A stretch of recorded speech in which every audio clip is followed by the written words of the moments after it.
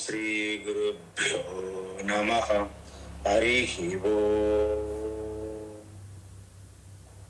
వసుదేవసుతం దేవం కంసచానూరమర్దనం దేవకీ పరమానందం కృష్ణం వందే జగద్గురుం. తీర్త్వా మోహార్ణవం హత్వా రాగద్వేషాదిరాక్షసాన్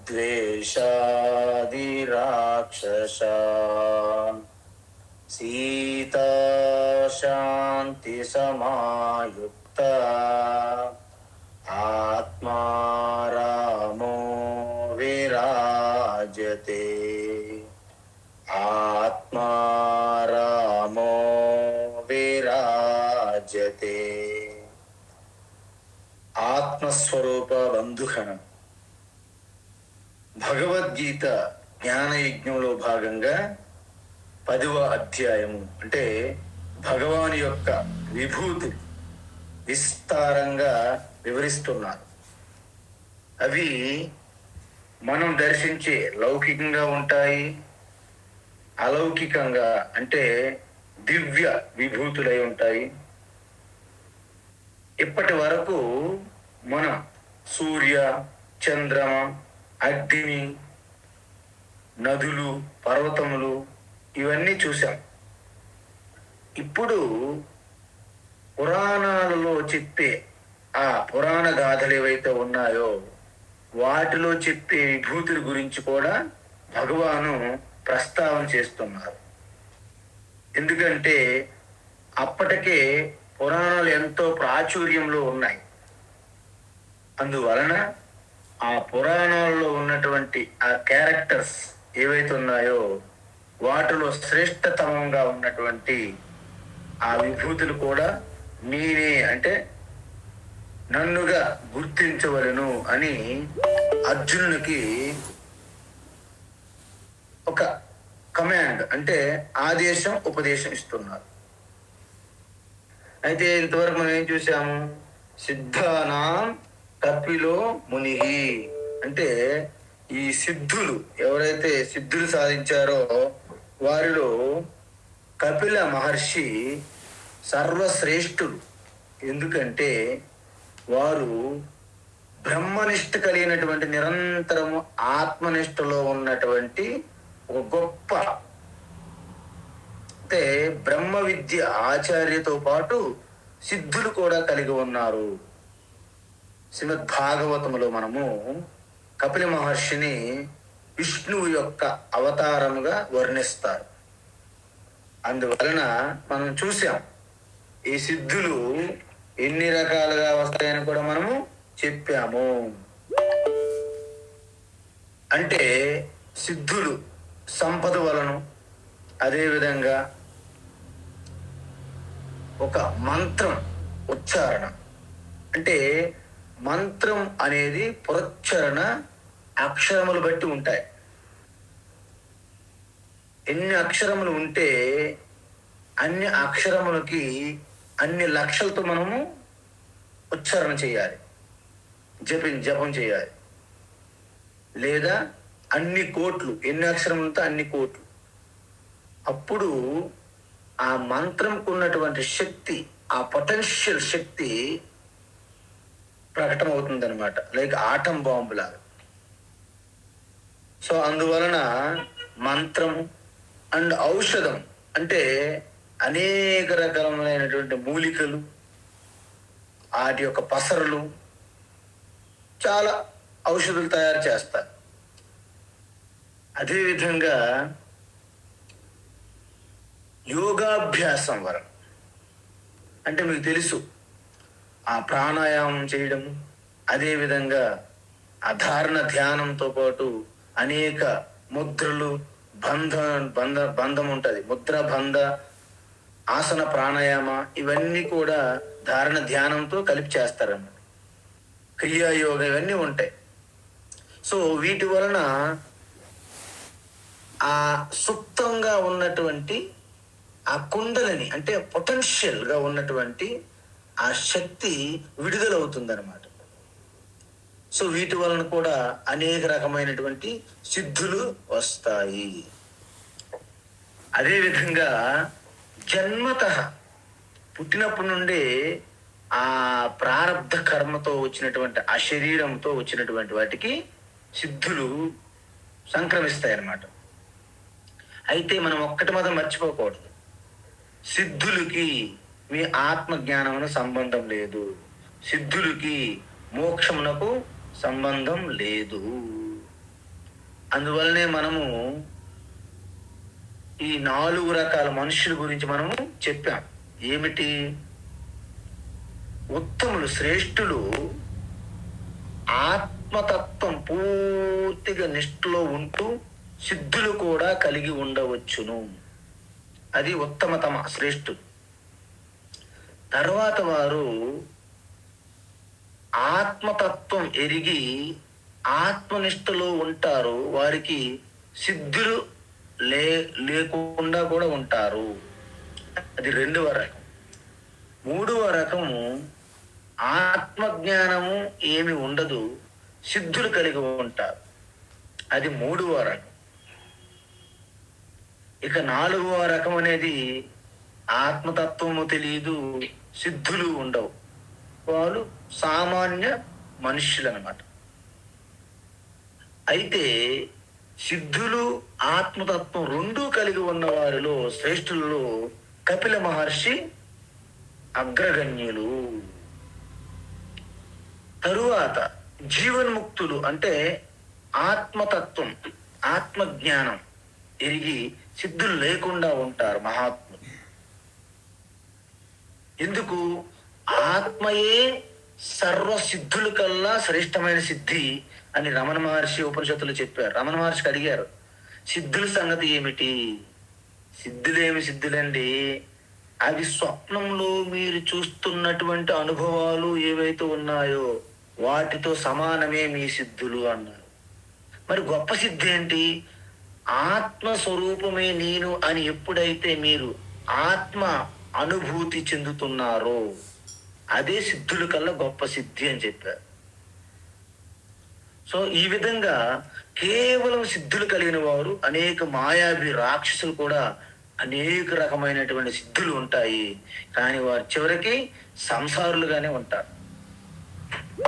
మనం చూసాం ఏమిటి? ఒక యోగి ఎంతో ఇలాంటి యోగ అభ్యాసం చేసి ఒక సిద్ధి వచ్చిందో ఆయనకి. ఆయన బ్లడ్ ఎంతటి రోగమైనప్పటికీ దానిపైన ఆ బ్లడ్ జస్ట్ మీరు ఇలాగే వేస్తే ఆ రోగం నయమైపోయేది. తెలుసో తెలియక ఆరంభంలో అది ఇలాగా ఆ యోగికి ఇలాగ తన రక్తం ఏదో ఒక రకంగా బయటకు వచ్చినప్పుడు ఇలా పెట్టేటప్పుడు తగ్గిపోయింది. దాని ద్వారా మిగతా భక్తులంతా ఏం తెలుసుకున్నారంటే ఈ యోగి యొక్క రక్తం ఎటువంటి జబ్బుకైనా ఔషధంగా పనిచేస్తుంది అని ప్రచారం చేశారు. ఇక ప్రతి ఒక్కరూ ఆయన కోసం వేచి ఉంటారు, రక్తం కోసం.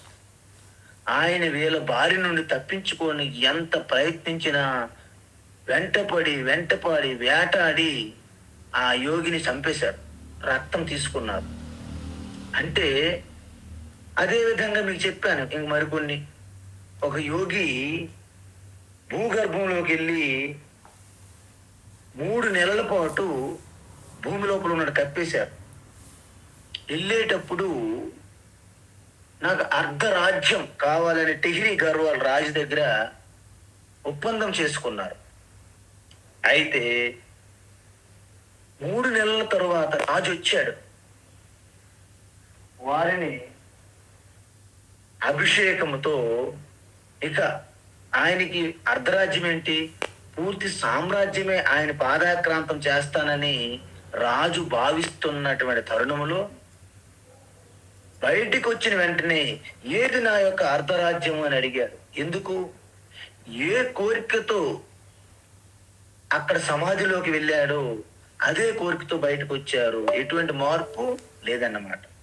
అందువలన ఈ కేవలం సిద్ధుల వలన ఎటువంటి లాభం ఉండదు. ఒక వ్యక్తి చాలా ఉదాహరణ ప్రాణవాయువు సాధన చేసి నీటి మీద నడవడం ప్రాక్టీస్ చేశాడు. రామకృష్ణ పరమహంసులు వారి దగ్గరికి వచ్చి, మహారాజ్ నేను ఇప్పుడే ఈ నీటి మీద నడుచుకొని వచ్చానన్నాడు.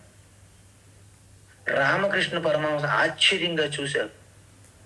ఏంటి మహారాజ్ ఇలా చూస్తున్నారు అనుకుంటున్నాడు ఆయన. ఇంతకీ ఈ అభ్యాసం ఎన్ని సంవత్సరాల నుంచి చేస్తున్నారు? నేను 15 సంవత్సరముల నుండి చేస్తున్నా అన్నాడు ఆయన. 15 అనాలిస్తే ఒక బోటు ద్వారా దాటి వచ్చేవాళ్ళం కదా ఈ నది, దానికోసం 15 సంవత్సరాల తపస్సు అవసరమా అన్నాడు రామకృష్ణ పరమహంస. దీన్ని బట్టి మనకి సిద్ధులకి మీ యొక్క ఆత్మతత్వమునకు సంబంధం లేదు. అయితే తర్వాత శ్లోకం,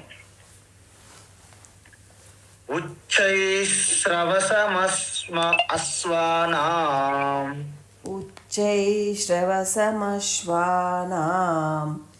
ఉచ్చైశ్రవసమశ్వానాం విద్ధి మామృతోద్భవం విద్ధి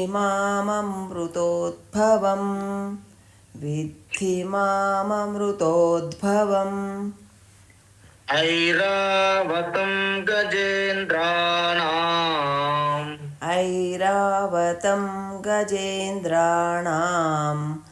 ఐరావతం గజేంద్రాణాం నరాణాం చ నరాధిపం నరాణాం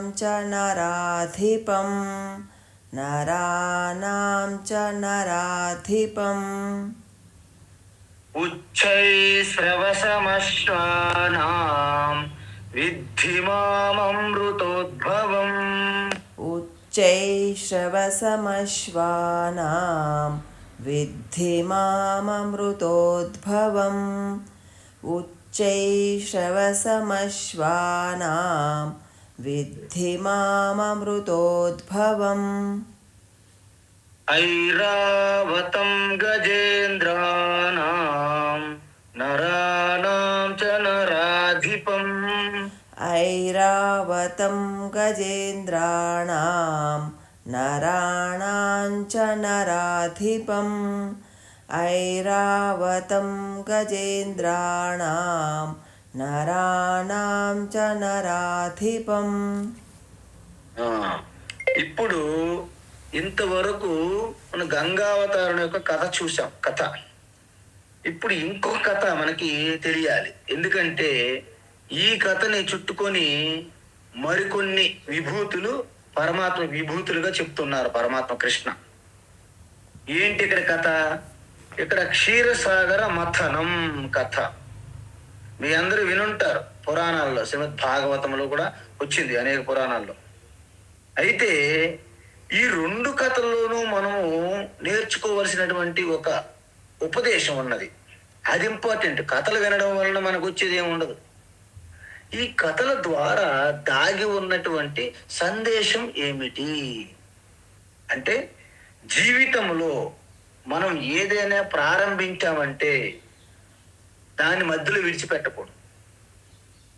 అంటే దాన్ని పూర్తిగా లక్ష్యాన్ని సాధించాలంటే మనకి అత్యంత కార్యదక్షత, ఆ దృఢమైనటువంటి ఏకాగ్రత, దృఢ చిత్తం, సంకల్పం, పట్టుదల ఉండాల్సిందే.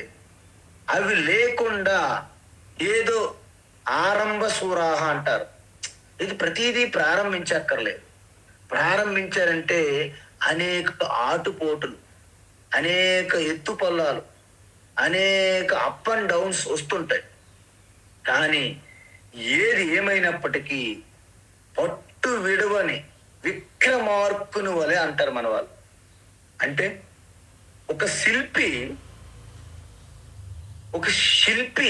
ఏదైతే విగ్రహం మూర్తిగా చెక్కాలనుకుంటారో ఆరంభములో ఆ రాయిని చెక్ చేస్తారు, పరీక్ష పెడతారు.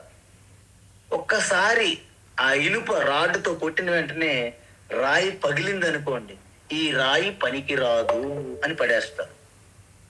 ఏ రాయి అయితే ఆ శిల్పి యొక్క అనేక ఆ ఘాట్లకి నిలబడి ఉంటుందో అది పూజించడానికి యోగ్యత వస్తున్నది. అదేవిధంగా మనము కూడా ఏ క్షణంలోనైనా, ఏ స్థాయిలోనైనా, ఏ పరిస్థితిలో అయినా మనకి ఇలాంటి ఆటుపోట్లు, ఆటంకాలు మన తపస్సుకి పరీక్ష లాంటివి. అవి ఎంత వస్తుంటే మనం అంత రాటు తేలినట్టు డబుల్ ఉత్సాహంతో ముందుకెళ్లాల్సి ఉంటుంది. అంతే తప్ప నాకే ఎందుకు వచ్చింది అనుకోకూడదు. అందువలన క్షీరసాగర మథనంలో కూడా ఎందుకు క్షీరసాగర మథనం జరిగింది అంటే, ఈ దేవలోకం పైన అసురులు అధికారం చెలాయించారు. అసురులు, బలి చక్రవర్తి లాంటి వారు. సో అప్పుడు దేవతల యొక్క ఐశ్వర్యం అంతా క్షీణించింది. ఆ అమృత భాండాగారం వచ్చే సమయంలో ఇంద్రునికి బలి చక్రవర్తి మధ్య యుద్ధములో ఆ యొక్క అమృతం అనేది, అమృత కుండం ఏదైతే ఉందో అది ఆ క్షీరసాగరంలో పడిపోయిందంట. ఇప్పుడు దేవతలకి అమృతం లేదు, అసురులకి లేదు, మధ్యన వృధా అయ్యింది. ఓని క్షీరసాగరం తీసుకుందామంటే వీలు పడదు, దాన్ని చిలకాలి. ఎలాగైతే మనము పాలు తోడు వేసి ఎలాగైతే నెయ్యి తీసుకోవాలో అలా తీసుకోవాల్సిన పరిస్థితి. అందుకే కొంతమంది అంటారు, క్షీరసాగరంలో ఎవరు నివాసం ఉంటారు? విష్ణు. మరి హిమాలయాల్లో ఎవరు నివాసం ఉంటారు? శివ అంటారు. మరి శివుని యొక్క హిమాలయాలు ఎవరి ప్లేసు? పార్వతీదేవి యొక్క తండ్రి స్థలం. మరి క్షీరసాగరం ఎవరి స్థలము? లక్ష్మీదేవి యొక్క తండ్రి స్థలము. అంటే విష్ణు శివ ఇద్దరు కూడా తన అత్తవారింటి దగ్గరే ఉన్నారని అర్థం.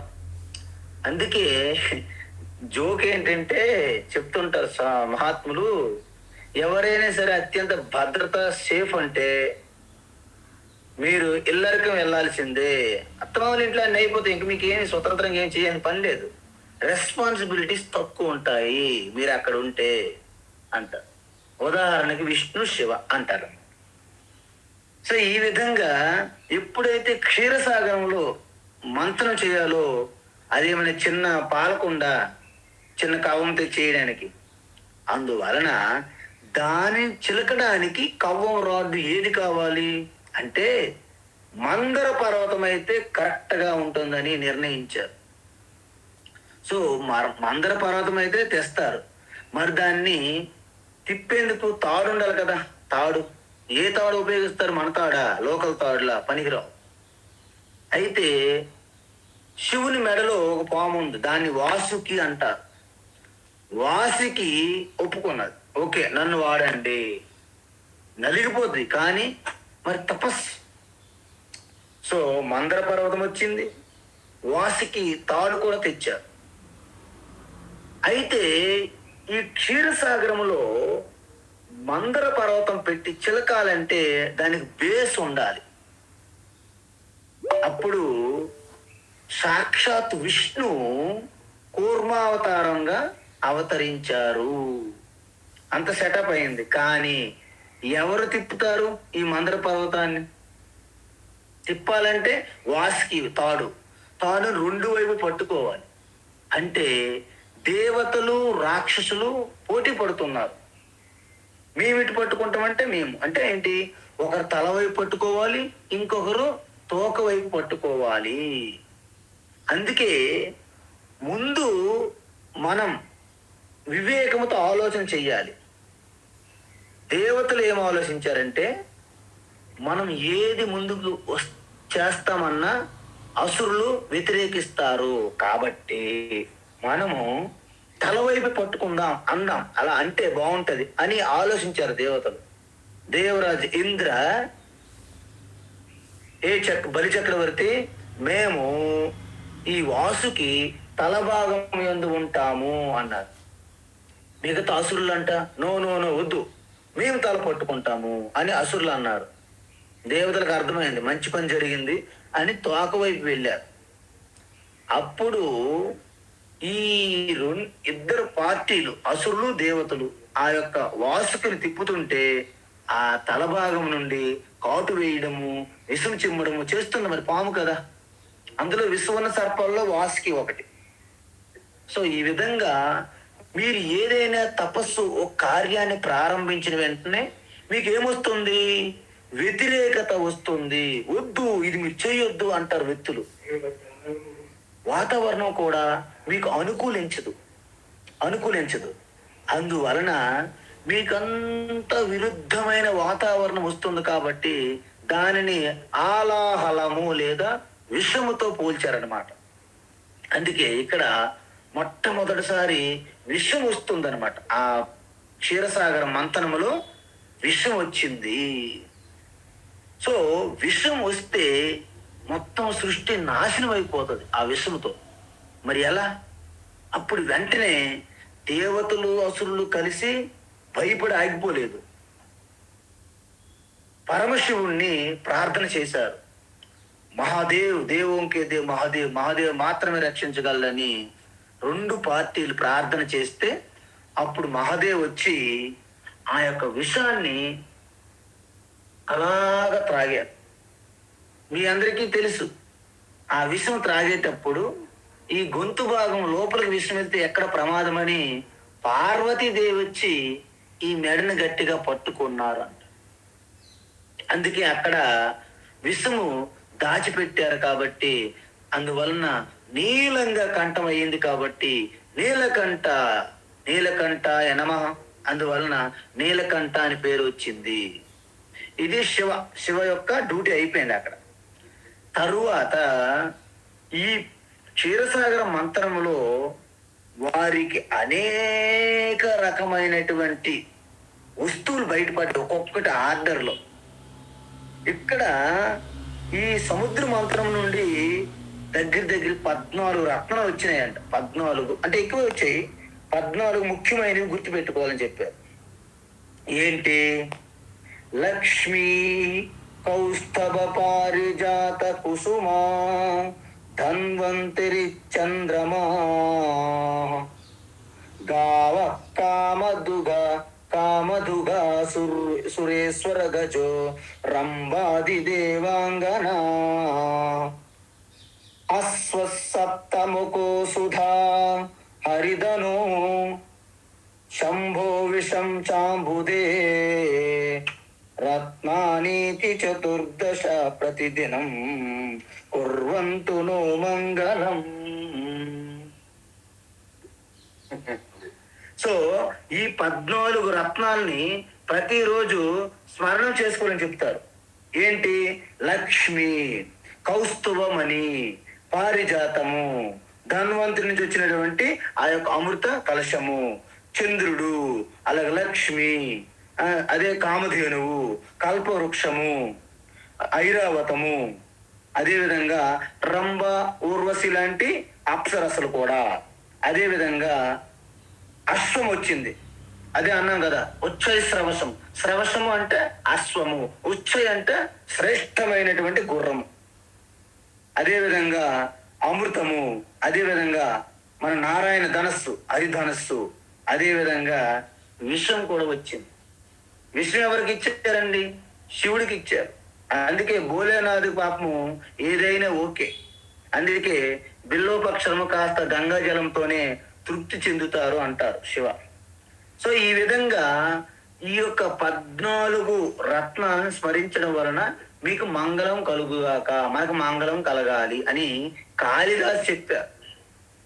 సో ఈ విధంగా మీ అందరికీ తెలుసు, ఆ యొక్క ఎప్పుడైతే క్షీరసాగర మంథనములో అనేక రకమైనటువంటి గొప్ప ఐశ్వర్యంతో కూడినటువంటి వస్తువులు వచ్చాయి. అందుకే మీరు నిజంగా ఏకాగ్ర చిత్తముతో, అంతఃకరణ శుద్ధితో, భక్తి శ్రద్ధతో మీరు తపస్సు చేస్తే మీకు తెలియకుండే కొన్ని శక్తులు ప్రకటమవుతాయి. వాటిని సిద్ధులు, మహిమలు అంటారు. సో వాటికి మీరు ఆకర్షణ అయిపోయి మీ లక్ష్యాన్ని మీరు మర్చిపోతే మన యాత్ర అమర్నాథ్ కని వెళ్తుంటాం, కానీ ఆగ్రాలో ఉన్న తాజ్మహల్ దగ్గర ఆగిపోకూడదు. ఆగ్రాలో ఉన్న తాజ్మహల్ చూస్తూ మీరు అమర్నాథ్ వైపు ప్రయాణించాల్సి ఉంటుంది. అందువలన మోక్షం కోసం కావలసినటువంటి సాధన ప్రారంభించి మధ్యలో వస్తున్నటువంటి ఈ వ్యావహారికమైనటువంటి పేరు ప్రఖ్యాతులు ఆ జాల్లో ఆ వలలో పడిపోతే మనము ఈ సిద్ధుల్లో కూడి మనం సంసారులుగానే ఉంటాం తప్ప ఎటువంటి మోక్షం అనేది అందని ద్రాక్షగా ఉంటుంది. అందువలన ఉట్టికి అందనమ్మ స్వర్గానికి నిచ్చినేసినట్టు ఇక్కడ మన మోక్షం అనేది ఇంకా మనకి అనేక జన్మల తర్వాతే తప్ప ఈ జన్మలో సాధ్యం కాదు. కాబట్టి ఇవి మనల్ని తప్పుదోవ పట్టడానికే వస్తాయి, ఆకర్షణలు అన్నమాట. కాబట్టి వీటన్నింటికి కూడా ఆకర్షణకు లోను కాకుండా వారి యొక్క ప్రయత్నాన్ని ముందు కొనసాగించారు తపస్సు. ఎవరు? దేవతలు, అసురులు. తర్వాత ఒక్కొక్కటి వచ్చాయి, అనేక వస్తువులు వచ్చాయి. ఐరావతం వచ్చింది, ఎవరికి ఇచ్చారు? ఇంద్రునికి ఇచ్చేశారు. తర్వాత ఉచ్చైశ్రవసం వచ్చింది, అది ఎవరికి ఇచ్చారు? అసురులకు ఇచ్చారు, బలి చక్రవర్తికి. అదేవిధంగా కామధేను వచ్చింది, అది ఋషులకు ఇచ్చారు యజ్ఞయాగాలు చేసుకోవడానికి. అదేవిధంగా కల్పవృక్షం వచ్చింది, అది స్వర్గంలో పెట్టేశారు. సో ఈ విధంగా అప్సరసలు వచ్చాయి, స్వర్గంలో ఉంచారు. కౌస్తవమని విష్ణుమూర్తికి ఇచ్చారు. సో ఈ విధంగా అలాగా పంచిపెట్టారు. అమృతం రాకముందు లక్ష్మీదేవి వచ్చింది. లక్ష్మీదేవి ఎప్పుడైతే వచ్చిందో ప్రతి ఒక్కరి దృష్టి కూడా లక్ష్మీ వైపు పడుతోంది. ఎందుకంటే ప్రతి ఒక్కరికి లక్ష్మీదేవి కావాలి కదా, లక్ష్మీ ఉద్యానంలో ఎవరున్నారు భూమి మీద? అందువలన కానీ లక్ష్మి అందరూ కోరుకుంటే లక్ష్మి వెళ్ళరు కదా, లక్ష్మి కోరుకున్న వారి దగ్గర లక్ష్మి వెళ్తుంది. అందువలన అందరి దృష్టి మహాదేవుకి ఏమో ఉపయోగపడతారేమన్నారు. సముద్రుడు లక్ష్మీదేవి ఒక తండ్రి కదండి. అందుకే సమాజంలో మనకు కావలసినటువంటి జామాత అంటే అల్లుడు అత్యంత సుందరంగా ఉండాలని ముందు తల్లి కోరుకుంటుందట. ఎందుకు? ఇక్కడ మహాదేవుడు చూస్తే ఆయన డ్రెస్సింగే ప్రాపర్గా లేదు, కాబట్టి Lakshmidevi rejected him first of all. Mahadevi dress ఏముంటుందండి? ఈ వ్యాఘ్ర చర్మం బదారు అంటారు కదా, వ్యాఘ్ర చర్మం కట్టుకొని లేకపోతే ఇలాంటి బెరడ్లు కట్టుకొని దిగంబర దిగంబర అని అంటారు. సో అందువలన ఈ జటాధారి దిగంబరునికి లక్ష్మీదేవి వరించలేదు. అందుకే ఇప్పుడు కూడా ఈ యొక్క పెళ్లిళ్ళు స్వయంవరాలు జరిగేటప్పుడు అత్యంత సుందరంగా వైభవంగా మన పెళ్లి కొడుకులకు తయారు చేస్తారు. ఎందుకు? తల్లి పెళ్లి కూతురు యొక్క తల్లి ముందు ఇష్టపడాలి. అందుకే సముద్రుడు ఎవరి వైపు ఓటేశారంటే విష్ణుకు ఓటేశారు అన్నమాట. ఏంటి? విష్ణు అంటే బాగా అలంకార ప్రియుడు కదా, శివ ఏంటి? అభిషేక ప్రియుడు. కాబట్టి ఈ విధంగా ఆ నారాయణకి లక్ష్మీదేవిని ఇచ్చారు. ఆమె శివకి ఏమి ఇచ్చాడు? సముద్రుడు విషం ఇచ్చాడు. ఎందుకంటే ఆయన వేషధారణ అలా ఉంది, సముద్రుడు నచ్చలే. అందువలన నువ్వు కాస్త విషం తీసుకుపో అని విషం ఇచ్చారు ఆ కలుషంతో. సో విషం తాగుతూ అలాగ ఆయన శాంతం శివం అద్వైతం కాబట్టి విషంతోనే సరిపెట్టుకున్నారు. నారాయణ ఏమో లక్ష్మీదేవిని తీసుకున్నారు.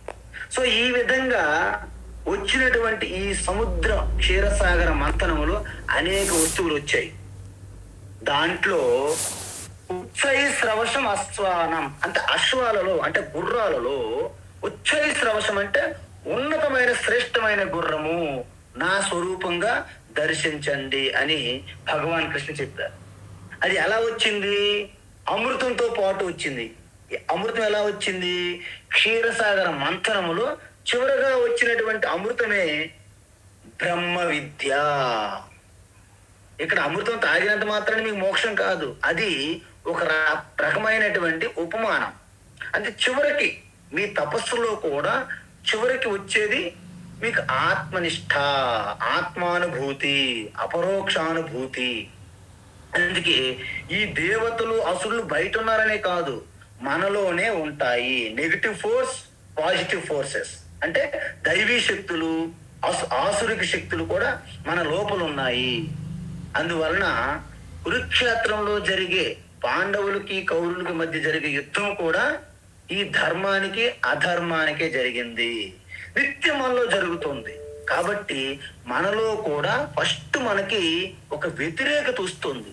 వద్దు, మీరు చేయకూడదు, మీరు వెళ్ళకూడదు, మీరు భగవద్గీత క్లాస్ వినకూడదు అని మీకు పూర్తిగా వ్యతిరేకత వస్తుంది ఇంటి దగ్గర. అవన్నీ ఏంటి? ఆలాహలం అంటే విషముతో సమానం. మీ శరీరం నీకు సహకరించదు, మీ ఇంటి వాళ్ళు సహకరించరు, వాతావరణం సహకరించదు, ఏదైనా జరగవచ్చు. వీటిని మనము ఒడ్డి పైకి వెళ్తే, అలా వెళ్తే మీకు అనుకూల వాతావరణం వస్తుంది మెల్లగా. తర్వాత మీకు సరెండర్ అవుతారు మిగతా వాళ్ళు.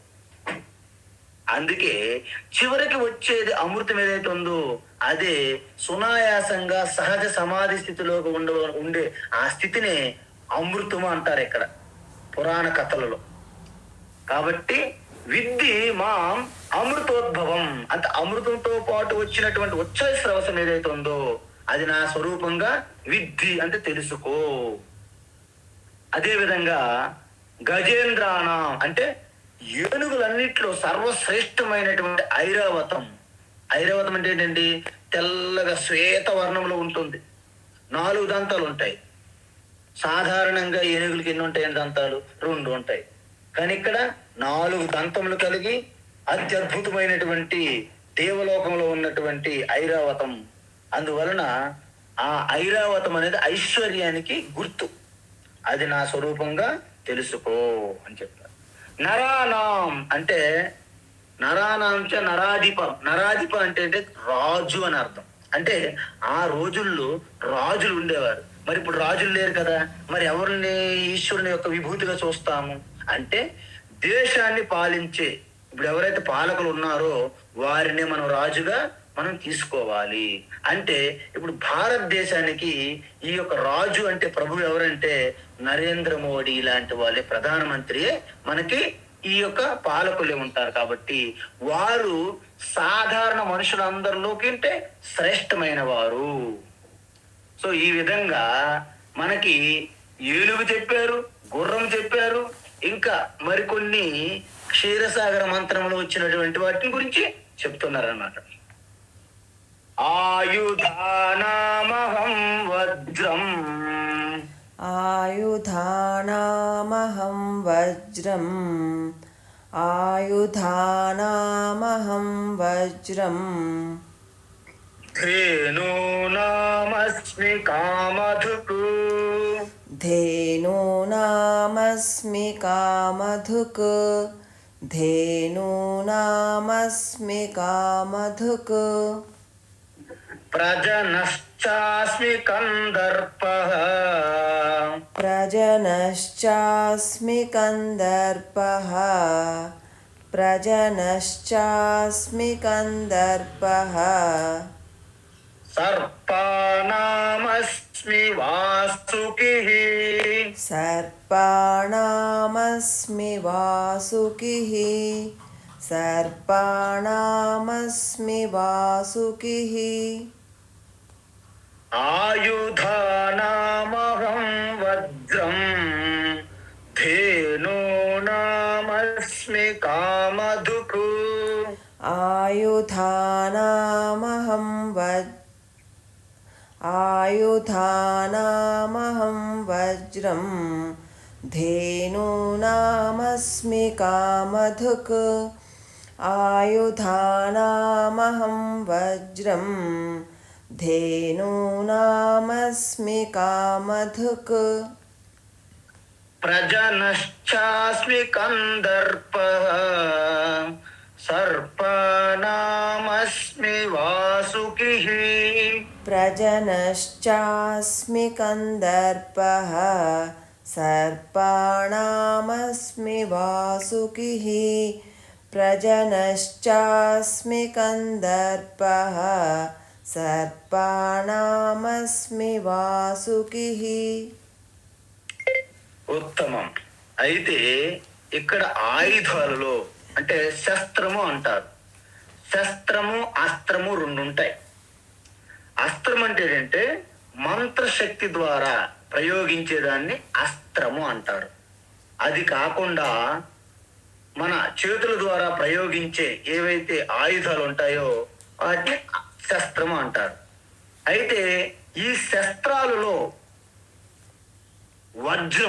వజ్రాయుధం అంటే ఎందుకన్నారంటే ఇంద్రుడు వాడతాడు. అది కూడా క్షీరసాగర మంత్రంలో వచ్చింది. అందువలన ఆ వజ్రం అనేది అన్నిటికంటే శ్రేష్టమైనది. అందుకే మీకు ఒక కథ కూడా ఉన్నది దీనికి. ఏంటి? హనుమంతుడు పుట్టిన తర్వాత ఆయనకి ఆకలిగా ఉందని సూర్యున్నే, అంటే ఏదో ఒక ఫలంగా పండుగ కనిపిస్తుందని సూర్యుని తినడానికి కూడా వెళ్తాడు ఆయన.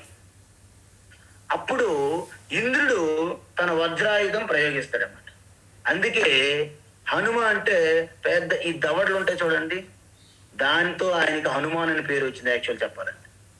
అందువలన వజ్రాయుధం ప్రయోగించారంటే దానికి ఇంకా విరుగుడు లేదు. కాబట్టి అందుకే మనకి ఇంద్ర పూజ వ్యతిరేకించారు. ఎక్కడ?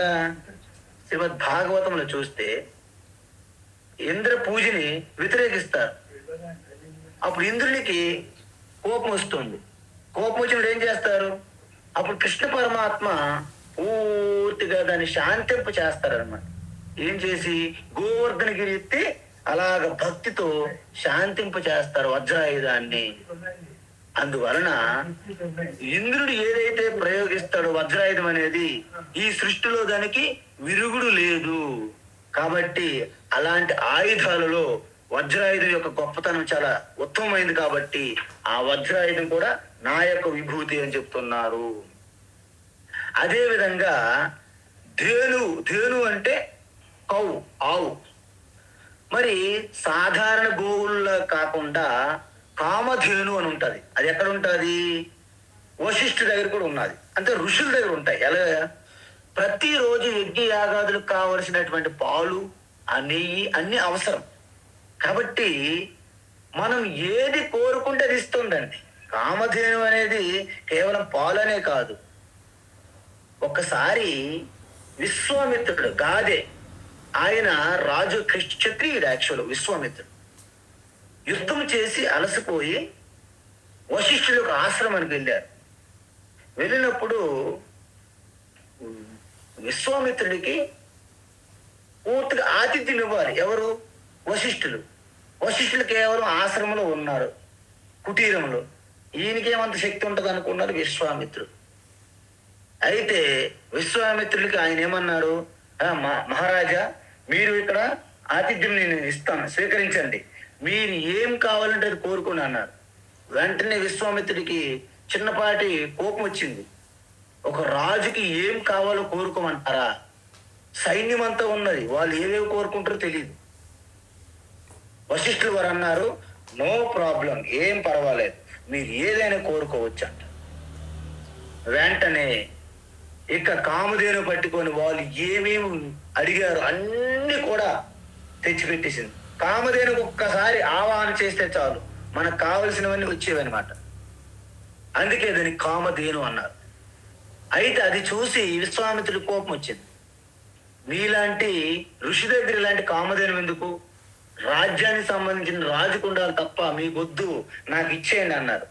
అది కుదరదు అన్నారు వశిష్ఠుడు. వెంటనే ఇద్దరికి యుద్ధం. ఆ యుద్ధంలో వశిష్ఠుల పైన తనకున్నటువంటి అస్త్రశస్త్రాలు అన్ని ప్రయోగించారు విశ్వామిత్రుడు. కేవలం బ్రహ్మదండం అడ్డం పెట్టి ఎంత సైన్యం కావాలో అంత సైన్యాన్ని కామధేనువే సృష్టించింది. ఆ విషయంలో విశ్వామిత్రుడికి అర్థమైంది, నా యొక్క యుద్ధము, నా శక్తి, నా సామర్థ్యము, నా అస్త్రశస్త్రాలు కూడా అన్నీ వ్యర్థము, తపస్సుకి మించినటువంటి శక్తి ఏమీ లేదు అని మొత్తం సామ్రాజ్యాన్ని త్యజించి తపస్సుకి వెళ్ళిపోయినటువంటి విశ్వామిత్రుడు తర్వాత ఆయన తపస్సులో అనేక సంఘటనలు, అనుభవాలు మనకు తెలుసు కొన్ని కథల రూపంగా.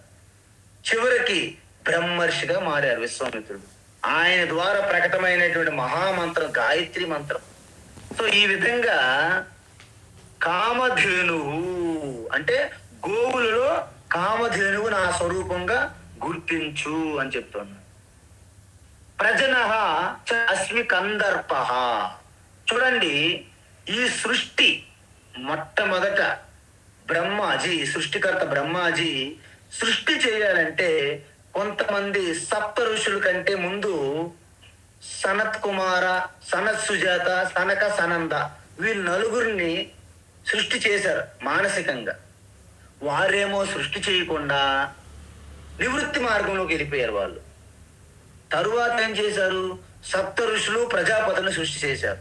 14 మంది ప్రజాపతుల్ని, సప్త ఋషుల్ని సృష్టి చేశారు.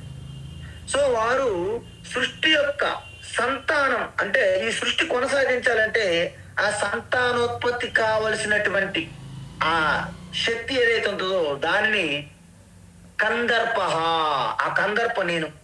అందుకే శివుని తపస్సుని భగ్నం చేయడానికి మన్మధుడు వస్తాడు. కామదేవ్ అంటారు. సో ఆ కామదేవ్ అంటే ఏంటి? మనిషిలో ఉన్నటువంటి సంతానోత్పత్తి కావలసినటువంటి ఆ శక్తిని అది కూడా నా విభూతిగానే దర్శించు అంటున్నారు. అందువలన వాస్తవానికి దానిని అహంకారం అంటారు. మనిషిలో ప్రతి ఒక్కరిలో కూడా ఈ అభిమానం, అహంకారం ఉంటుంది. అభిమానం, అహంకారం ఎప్పుడైతే అణిగిమణిగి ఉంటుందో దాన్ని మనం దూషించక్కర్లేదు, అది భూషణంగా మారిపోతుంది. అందుకే మనకి శివుని యొక్క మెడలో పాము ఉంటుంది. పాము అహంకారానికి గుర్తు. మరి అహంకారం యొక్క దంతాలు, కోరలు పీకిన తరువాత దానివల్ల ఎటువంటి ప్రమాదం లేదు. అంటే దాన్ని దూషించాల్సిన అవసరమే లేదు. దూషణకు బదులుగా భూషణంగా మారిపోయింది. నాగేంద్రహారాయ త్రిలోచనాయ భస్మాంగరాగాయ మహేశ్వరాయ. నాగేంద్రహారాయ, ఆ పాము ఆయనకు ఆభరణంగా మారిపోయినది.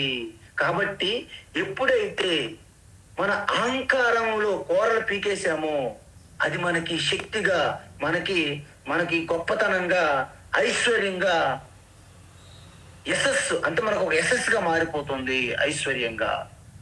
కాబట్టి ఈ విధంగా సర్పానాం అహం వాసుకిహి. అయితే ఎన్ని పాములు ఉన్నాయో, విష సర్పాలు ఎన్నైతే ఉన్నాయో, పాములన్నిటిలో కంటే శ్రేష్టతమః పాము ఏంటి? వాసుకి. అందుకే మీరు చూడండి, ఆ వాసుకి పామే శివుని మెడలో ఉంటుంది. అది నా విభూతిగా దర్శించండి అని చెప్తున్నారు. తరువాత అనంతశ్చాస్మి నాగానాం, అనంతశ్చాస్మి నాగానాం, అనంతశ్చాస్మి నాగానాం, వరుణో యాదసామహం, వరుణో యాదసామహం, వరుణో యాదసామహం, పితॄణామర్యమాచాస్మి, పితॄణామర్యమాచాస్మి, పితॄణామర్యమాచాస్మి, యమసంయమతామహం, యమసంయమతామహం, యమసంయమతామహం, యమసంయమతామహం. అంటే యమ అంటే విసర్గం తర్వాత సవర్గం ఉంది కాబట్టి ఓకే. అనంతశ్చాస్మి నాగానాం, వరుణో యాదసామహం, అనంతశ్చాస్మి నాగానాం, వరుణో యాదసామహం, అనంతశ్చాస్మి నాగానాం, వరుణో యాదసామహం, పితॄణామర్యమాచాస్మి, యమసంయమతామహం, పితॄణామర్యమాచాస్మి, యమసంయమతామహం, పితॄణామర్యమాచాస్మి, యమసంయమతామహం. ఉత్తమం. ఇప్పుడు మనము ఇక్కడ నాగానాం అంటే ఇవి కూడా పామే, మరి సర్పమన్నా పామే. అయితే మరి రెండిటికి భేదం ఏమిటి అంటే, సర్పము అంటే విషముతో కలిగి ఉన్నటువంటి పాముని సర్పము అనాలి. అదేవిధంగా విషము లేని పాముల్ని నాగా అంటారు. అందువలన ఈ విధంగా మనం రెండింటి మధ్య డిఫరెన్స్ చూడాలి. కాబట్టి ఈ యొక్క కంటిన్యూషన్ అనేది రేపటి క్లాసులో చూద్దాం. హరి ఓం తత్సత్. సర్వం శ్రీకృష్ణార్పణమస్తు.